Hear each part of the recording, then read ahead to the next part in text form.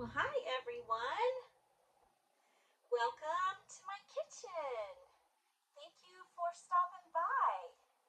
I want to say right off at the top that I'm going to be doing a few videos on my personal page every so often, but mostly my videos will be on Ellen's Kitchen Keepers. And I would like to invite you to join that page. Um, and it's a great page because you can contribute recipes, and we'll talk about things to help us be healthy on there, and just a nice time to share. And so that's where I'll be doing the majority of my videos from now on. Ellen's Kitchen Keepers is actually my VIP group for my Tupperware, but I think that I'm going to be showing just all kinds of things like gadgets for the kitchen that I like that are a kitchen keeper, recipes, cookbooks, and favorite foods and things like that. So I will put that in the description and y'all can join there. And also on YouTube at Ellen's Kitchen Keepers. So I don't want to delay anymore. Let's get into it. Today we're making banana bread, and it's morning. The sun's coming up over there, and banana bread's very common. But I'm going to have a little twist on this banana bread. I'm going to make it in a flower pot. Have you ever made flower pot bread before? I used to go to a restaurant that served bread in a terracotta pot. And you can actually do that. You can season them and make bread in them. But this, I love pottery too. So not just Tupperware and other things, but I do love pottery. And so this is by a company called Natural Life, and I've seen them advertised on Facebook. They sell kitchen items and home goods and clothing too. And they're known for these really pretty floral prints. And I saw this actually at a local guest shop. In our little area here, we have a visitor center, and they have a gift shop where they sell local things. But they happen to have this brand there, and it's not like a spec made locally by a potter. Actually, it is designed in the U.S. but made, of course, in China. But it's still cute, and we're gonna make our banana bread in that. And I know banana bread is pretty basic; everybody pretty much makes it. But maybe you haven't made it in a flower pot before. And I'm also going to add chocolate chips to mine. I know a lot of people like to add nuts to theirs, and I'm going to make it for my children who sometimes they like nuts but not that often in it, and we like chocolate chips, so we're going to add chocolate chips to it. And often on my kitchen videos, I like to show cookbooks and tell you about different cookbooks. Have you ever used those local community cookbooks that are put together maybe by a little town or maybe by a group of people that you work with? This one is made from a church called Covenant Church, no, Trinity Church, that's what it's called. And it's called Food for Her Household. And I'm going to make a recipe of banana bread by a lady named Martha Myers. If you look, my cookbook is very well used. My sister gave me this. It's from her church. And some of you watching might know who Martha Myers was. She's in heaven now, and her family and my family knew each other from a church called Grace Church many years ago, and they had 5 children, and my family we had 5 children. And let's see if I can remember some of their kids' names now. Their kids were older than me. I'm the youngest in my family, and so their kids grew up with my older brothers and sisters. Mark and Anna and Beth and Mona. And Mona actually taught my music class when I was in young elementary school. And I looked forward to her coming and singing with her guitar. And our other sisters are also musical. And I believe that they had a son named Coleman, but I never knew him. But I do know the other siblings. So if y'all remember the Myers, let me know. Martha was known for her biscuits, and she used the Virginia flour, but that flour um, isn't around anymore. That company, they recently quit making it, but it was a great flour for cooking biscuits. So anyway, so let's get to it. All right. We are going to grease this because it needs to be greased. Now, my stuff's up there. Now, I don't use any shortening. I use a palm shortening that is from Azure Standard, or you can just get it from your local health food store, and it lasts a really long time. So let me grab that. I did not get that out. What I do What I do with mine is in the container it comes in, of course, is round. And the round containers don't often fit in your cupboard very well. And so I like the Tupperware modular mates because they are squared and modular and they fit better. So I put my natural shortening in here. So you can use that for your bread. And also you can use a cooking spray.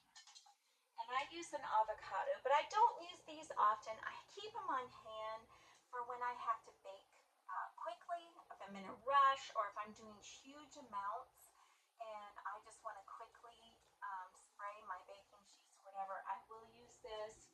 And then I got something off of TikTok. Now, you can buy these little sprayers that spray your oil out because often the canned ones, they have something in them called propellant, which really isn't good for you. So on TikTok, you could get two of these. And of course, they're dark to keep the oil from going bad. So I am going to use that. And it just sprays in there perfectly. Okay. And my family loves all things bread. And I know that that's not necessarily good for, um, you know, low carb items. And I have cooked many low carb things from Healthy Mama recipes, keto, paleo, all those things. Um, but mainly, I have a balance, and what I stick to is organic. That's my main base for everything. Is organic, non-GMO flours. And if you can't afford that, here's what you think about. If you're just using regular flour, that's fine because you are making it homemade. Because when you buy things in the store like this, they often have a lot of preservatives and things added to them that really shouldn't be there in your food.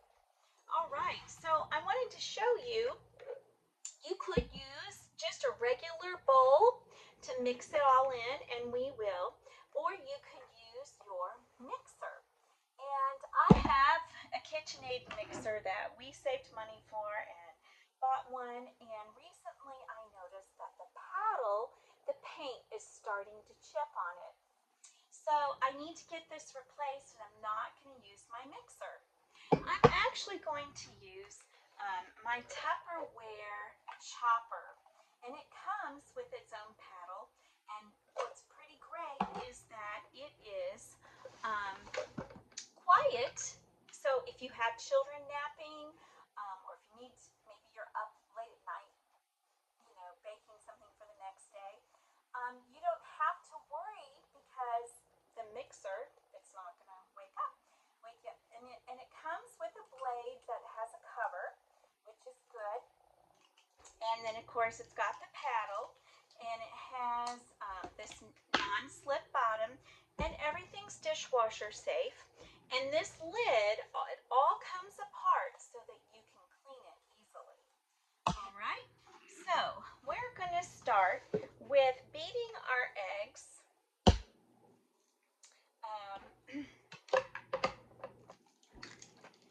And it calls, now remember, this is Martha Meyer's recipe. It calls for 2 eggs beaten. Okay, make sure I have my towel handy. I'm sure you could use gluten-free flour for your banana bread too. And so a couple of pulses, one pulse this thing goes around 12 times, and look at that. How quick was that? My eggs were whipped. All right, and now it calls for 3 mashed bananas. So this is where I'm going to use my blade for the bananas. And we'll get them in there. Of course, you know, when your bananas are starting to get old and to go bad, you can just chop them up and put them in the freezer. And of course, Tupperware has silicone bags that you could use for freezing. Lots of other freezer dishes. I'll get my plate over here. Well, I might use that to put things on. All right. Get that chopped up.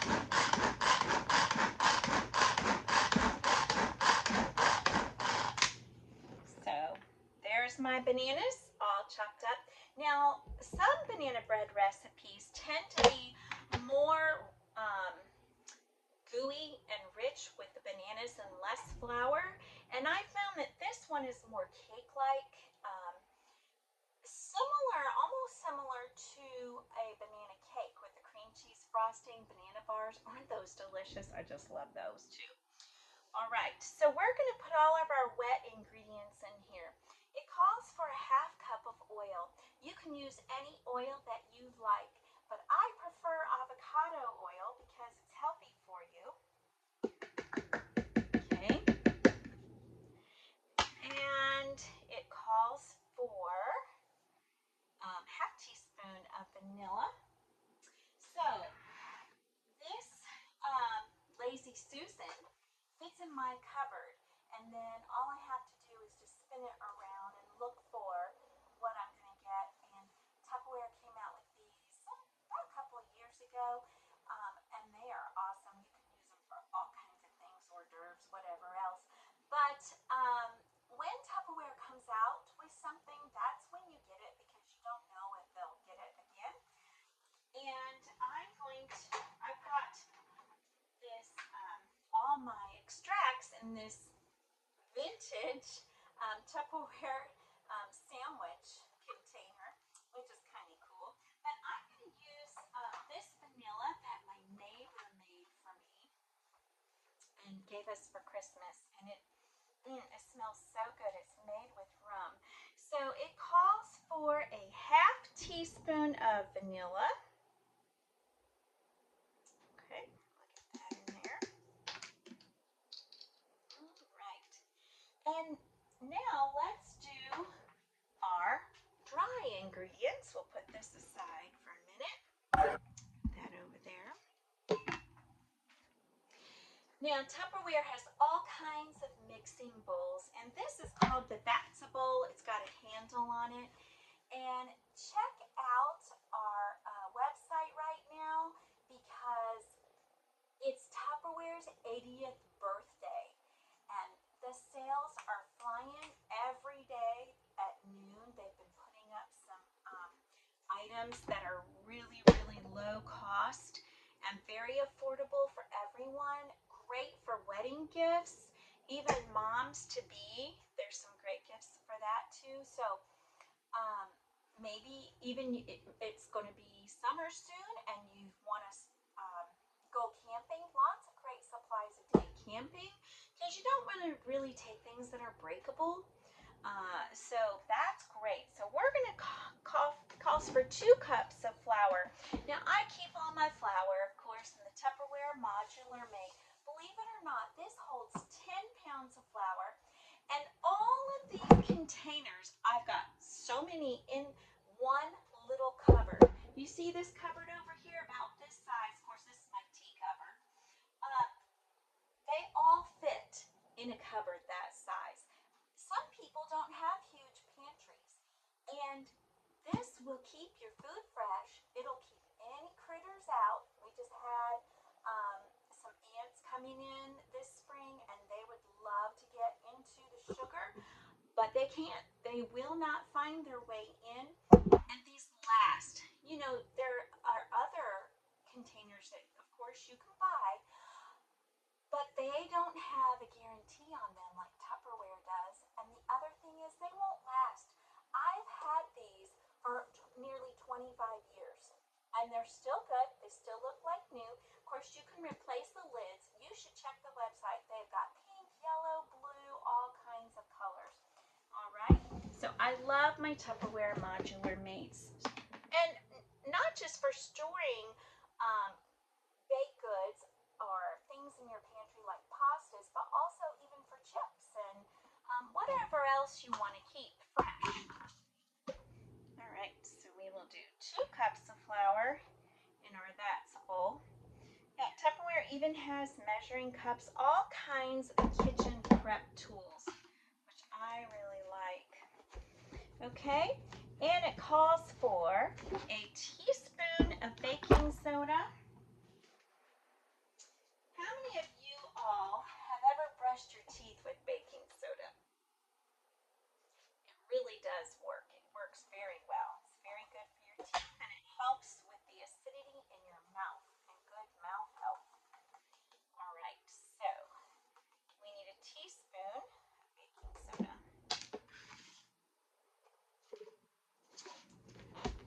And a half teaspoon of baking powder. Now, I tend to buy my baking supplies at the Mennonite bulk store. So I'll buy kind of larger containers, and then I put them in my modular mate containers. And then I know, you wouldn't think so, but actually baking powder and things like that can lose their freshness over time. But they won't in here. And so we also need a half teaspoon of salt. And I use Redmond Pink mineral salt because it is the best salt sourced here in the USA and will not make your blood pressure rise. It has all the minerals that you need. Of course, this container comes with its own measuring spoon, which I really like that. Okay, it calls for, let's get that stirred up a bit here. It calls for 3 tablespoons of milk, and that is almost 1/4 of a cup. So we will get that in there in our wet ingredients. But before I do that, we have to get the sugar. Calls for a cup of sugar. Now, I don't use real sugar very often. I will occasionally do half sugar and half stevia blend. And I use the Trim Healthy Mama stevia blend, or you can use what's called Puree, P-Y-R-R-E. Anyway, it's very much similar to this stevia one. You can get it at the the Trim Healthy Mama one, and you can get it at the grocery store. And it has a decent flavor. You could also use monk fruit sweetener, allulose. Just do not use aspartame or emulsifying. Those are not good for you. So it calls for a cup of sugar, but I do not need a full cup when using this because it's more, if it calls for 1 cup, then I use a half cup of sugar. Or if it calls for 2 tablespoons of sugar, I'm going to use 1 tablespoon of the stevia blend. And that just fits, again, this is an oval modular mate. Okay. And we'll get that stirred up. If I wanted to, I could put a lid on here and just get it all blended together. Okay. All right. Now we need to mix, get our milk in here. There are so many banana bread recipes. Pretty incredible how many different recipes there are, but we wanted to use Martha's recipe.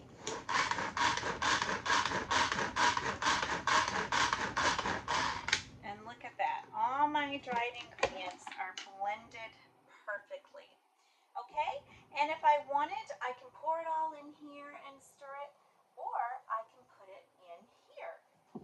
And that's what I'm going to do.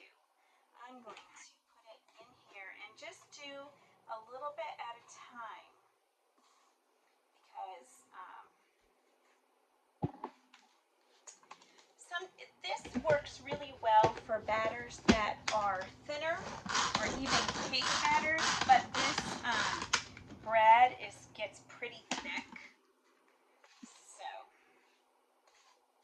we're just going to do a little bit at a time since my mixer, I can't use my mixer. Okay, blending really well. Get the rest of the flour in there. Okay. Put the lid on. I have used this to make all my salsas, and it cuts through and gets all the onions and the tomatoes and everything done really well and very quickly. I do not need a food processor.